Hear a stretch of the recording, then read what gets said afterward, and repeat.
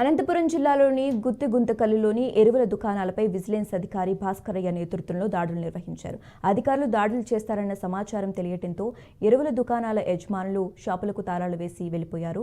కొంతమంది దుకాణదారులకు విజిలెన్స్ అధికారులు ఫోన్ చేసి దుకాణాలు తెరవాలని చెప్పినప్పటికీ యజమానులు విజిలెన్స్ అధికారులకు సహకరించకపోవటమే కాకుండా ఊరిలో లేము దూరంగా ఉన్నామంటూ అధికారులకు తెలిపారు.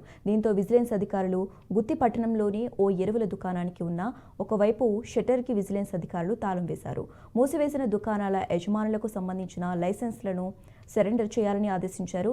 అదేవిధంగా గుంతకల్ పట్టణంలోని ఓ ఎరువుల దుకాణంలో తనిఖీలు నిర్వహించారు. వారు స్టాక్ మెయింటెనెన్స్ నిల్వలు రిజిస్టర్ మెయింటెనెన్స్ చేయకపోవడం, అలాగే వివిధ రకాల కంపెనీలకు చెందిన ఎరువుల అమ్మకాలపై విజిలెన్స్ అధికారులు ఆయా ఎరువుల అమ్మకాలను నిలిపివేయాలని ఆదేశించారు. స్టాక్ బోర్డు నోటీసుపై పలు ఎరువుల రేట్లను పెంచకపోవడం రికార్డు తప్పుగా ఉన్నట్లు గుర్తించారు.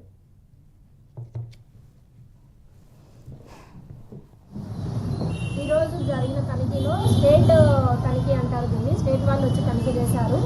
వాళ్ళు ఒకటి ఏడీఎస్ఆర్ భాస్కరయ్య గారు, TS Bala Nayak sir and Venkat Kumar sir, vigilance officers కూడా వచ్చారు, విజయ్ కుమార్ గారు.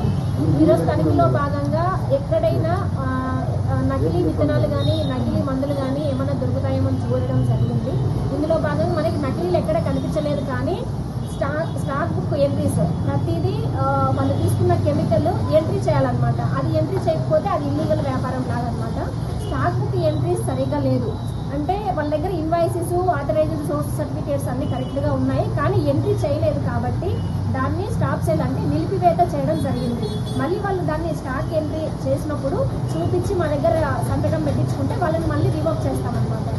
బిల్ బుక్స్ కూడా కంపల్సరీ మెయింటైన్ చేయాలి. బిల్ బుక్లో బ్యాచ్ నెంబరు, స్టాక్, రైతు పేరు, రైతు సిగ్నేచర్ లేనందుకు కొన్ని కెమికల్స్ను స్టాప్ సేల్ చేయడం జరిగింది.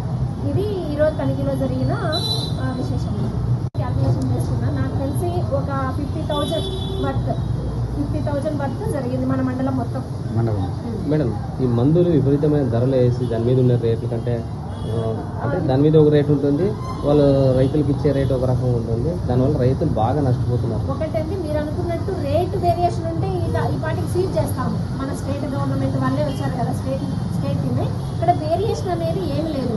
మనకి ఎంఆర్పి, ఒక బాటిల్ పైన ఎంఆర్పి ప్రైస్ ఉంటుంది కదా, దీనికంటే ఎక్కువ అమ్మితే మేము యాక్షన్ తీసుకోవాలన్నమాట. దీనికంటే తక్కువ అమ్మితే మేమేం చేయలేము. వాళ్ళు బిజినెస్ పర్పస్, వాళ్ళ బిజినెస్ తక్కువ అమ్మితే మన దగ్గరికి రైతులు వస్తారనే ఉద్దేశం